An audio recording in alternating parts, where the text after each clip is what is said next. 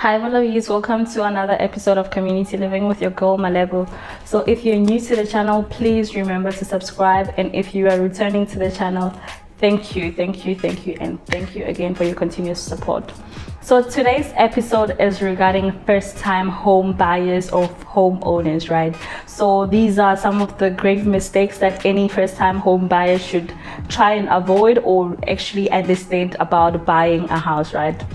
Mini disclaimer, I've never went through the process of buying a house, but I've watched one too many financial education channels regarding first-time home buyers or first-time homeowners, right? And the process that you take both in like an international and local context, right? So most of the information I got it from the Nicolette, which is the financial bunny, right? So you should be following her by now if you're on your way to understanding financial literacy and on your way of being financially savvy, right?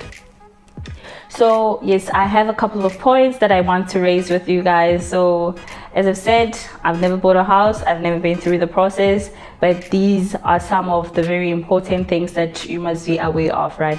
The very first thing is that you should not sign an OTP or offer to purchase unless you're 100% aware or 100% sure that that's the house you want.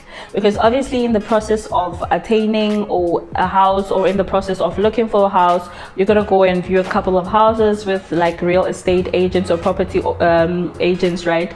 And while they're taking you through this process, some of the real estate guys will obviously give you an OTP right on the spot if they can see that, okay, this person is very much interested and they would like to purchase it. And obviously they'll tell you about all the packs and all the discounts or whatever it is that that place has that is so alluring, right? But my warning, or the heated warning that every financial education channel has, is that do not sign it unless you're 100% sure that you want to buy that specific house and you can afford to buy that specific house, right? Two things: you want to really buy it, and secondly, you can afford it, right? So if it's within the budget allocation or within the range of the price that you want, because once you sign an OTP, you cannot easily go and say that I'm no longer interested in buying this house, right? It is a legally binding document that says that you are interested, and in the case that a bank is willing to lend you that X amount of money that is required for the entire process, right, then you will be liable to go through with the entire transaction, right? And if you don't want to do that, you might have to pay quite a penalty fee, which is a very hefty penalty fee. So Nicolette shared her story about her first time trying to buy a house and signing an OTP, and she had to pay about 150,000 in legal fees and also the penalties, right? And that's a lot of money. That's, depending on the price that you have for the house, that could be a quarter of the price that you were looking at if you were maybe looking for a house that's in the range of 600,000 or so, right? So you should be aware of that. The second thing is there are a number of other payments in terms of, like, if a house is 800,000, it doesn't include other payments that you have to make in order for the entire transaction, or in order for the house to be exchanged from like the owner's name to your name, right? So obviously if like you're going through via the bank, it'll be in the bank's name, but there are quite a number of things that you have to pay for, like transfer duties and so forth, right? So you must be aware that if you're budgeting for a house that's 600,000 rands, there might be an additional 50,000 rands or so, depending on a number of reasons why it leads to 50,000 or maybe 30,000. So it could range between 30 and 50,000 of additional costs that you have to pay, right? Transfer duty being one of those other costs. So you must be aware that if you want a house that's 600,000, it'll run over to maybe 630 or 650,000. So be aware of the transfer duty or the additional costs as a result of purchasing any house really that you have to that already exists, right? If it's a new establishment, you might not have to pay things like transfer duty because that is going to be your house and not being transferred from the previous owner to you, right? So be aware of that. And another thing is that a lot of young people or a lot of first-time home buyers are trying to take advantage of the current, I'll call it a recession or economic meltdown, whereby the prime lending interest rate is currently at 7.25%, right? Because if the prime lending interest rate is about 7.25, meaning that this is what the bank can actually, the interest rate that the bank can start lending you at. Sometimes it can be below the prime lending interest rate if you have a very good credit record and a good credit score, right? And you are able to negotiate it down because you have that good credit history, right? And obviously your bank or whoever you're going to try and negotiate this deal with feels that you're going to be a valuable client. So if you are able to prove that you can pay, people usually want to give you credit. And if you can prove that you're a good person to give credit to, and then they are willing to give you credit at a less interest rate than the prime lending interest rate. It's not a common occurrence that you get it to be below the prime lending interest rate, but sometimes it happens because your banker or your bank can see that this is a person that I can have a good business with because of your credit score and your credit history, as I've said, right? But be aware that there are two things. There are two types of interest, right? You have fixed interest, or you have what is called variable or linked interest, right?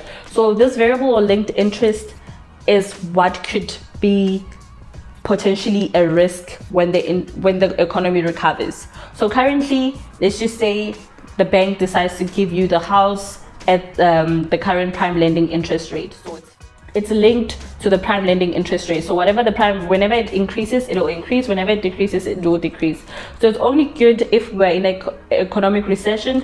But once we recover from that economic recession, then you're going to feel the brunt of it. Because at the end of the day, you were paying with the notion that, okay, I'm paying 5,000 rand and I'll finish this in 20 years, right? But when the prime lending interest rate increases, then it might increase the number of years that you have to pay if your installment, right, like you ensure that you're still paying that 5,000 rand, the original 5,000 rand that you agreed on, because your interest rate is linked to the prime lending interest rate fluctuation. So be aware of those.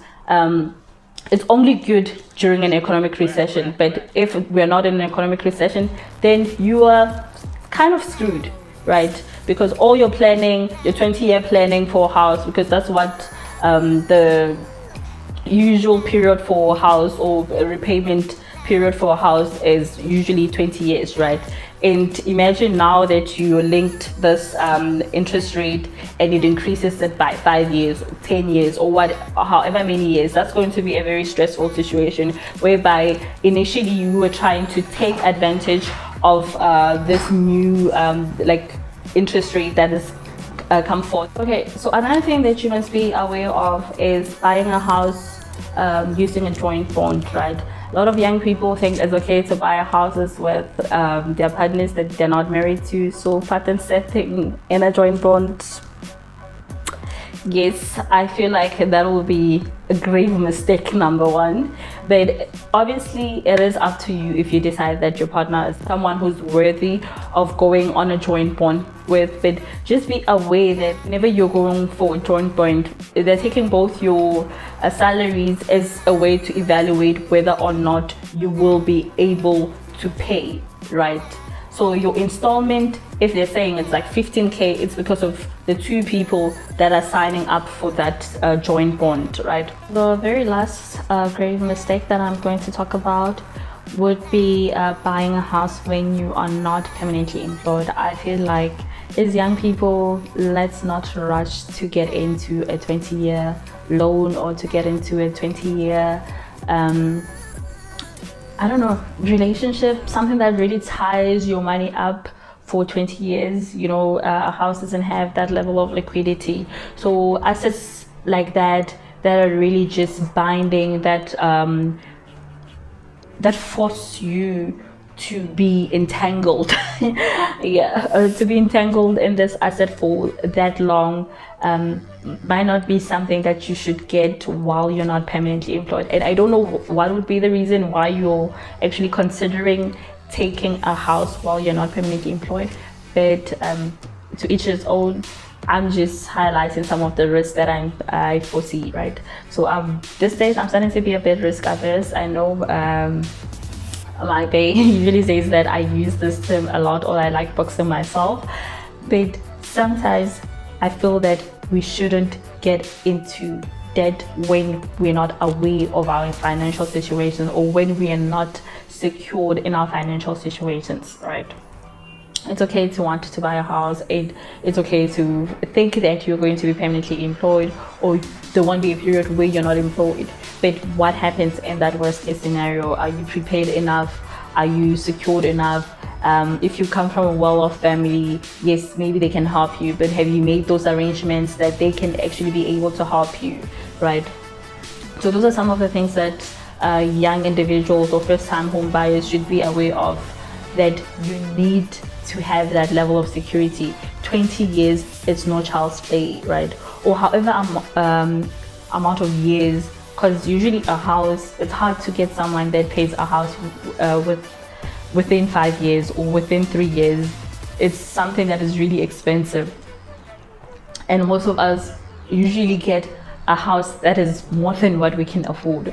If someone is earning like 50k, they'd want to get a house that's more than a mil, and as much as they're earning 50k, they still want to live off that 50k, and they're not going to use 80% of that 50k to pay off the house. So it'll probably be 10 years before they're able to pay that 1 mil back to the bank. So let's just think about what it actually means if we are not permanently employed and we're expected to pay a mil back to the bank, or mail back to whatever credit house that we decide to go with, right?